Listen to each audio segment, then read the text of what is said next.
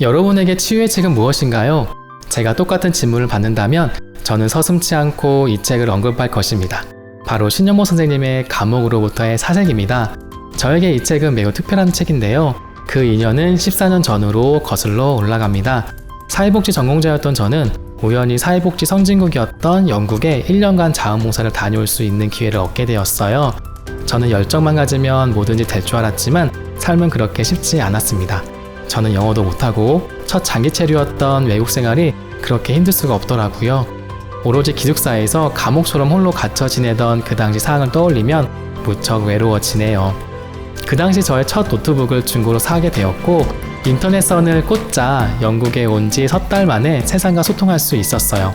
그 중에 가장 먼저 한 일이 한글로 된 책을 읽고 싶은 욕구를 해결하는 것이었습니다. 그 당시 신영복.pe.kr이라는 주소로 신영복 선생님의 책을 읽었어요. 저 스스로 만든 기숙사 감옥, 그리고 실제 감옥이라는 공간에 머물러 계신 선생님으로부터 동병상련이라는 것을 느끼게 되었어요. 이 책은 서간 형식으로 가족에 대한 애틋한 사랑을 느낄 수 있습니다. 필요한 것을 부탁하고 물심양면으로 도와주는 가족들, 건강과 안부를 묻고 답하는 편지글 속에서 가까이 하지 못하고 글과 그림만으로 시간을 공유해야만 하는 아픔도 때론 사랑도 느낄 수가 있습니다. 이 책의 묘미는 지식인이었던 신영모 선생님이 감옥에서 직접 몸으로 체험하며 써내려간 사유가 깊은 글들입니다. 감옥이라는 한정된 공간에서도 계절, 날씨, 물건, 동료 등 다양한 소재로 다양한 의미를 평소 우리와 다른 시각에서 전해주고 있습니다.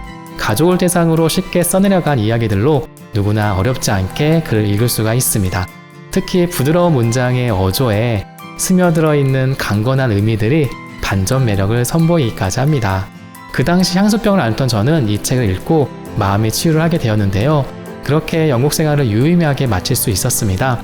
14년이 지난 지금도 그때 읽은 여러 해안을 온전히 지닌 채 삶의 의미를 짓고 가족을 생각하면서 신영모 선생님의 선하고 강건한 기운을 본받으며 살고 있어요.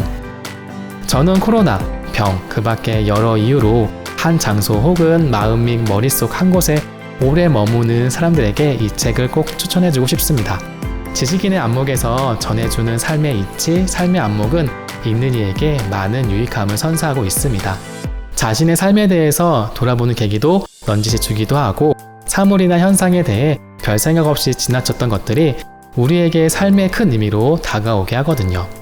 이 책을 꼭 읽어보시길 바라며 그럼 안녕히 계세요.